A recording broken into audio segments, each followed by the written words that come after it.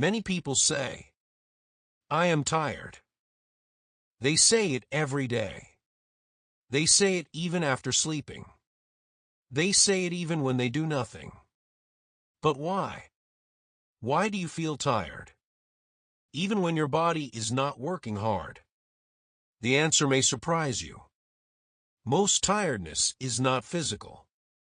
It is mental. It is emotional. It is psychological.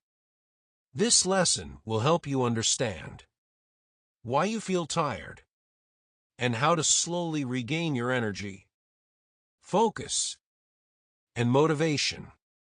Chapter 1. Mental noise is draining you.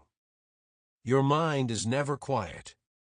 Notifications, messages, news, social media, problems, worries. Your brain is always working. Even when you are resting, your mind is running. This constant mental noise drains your energy silently.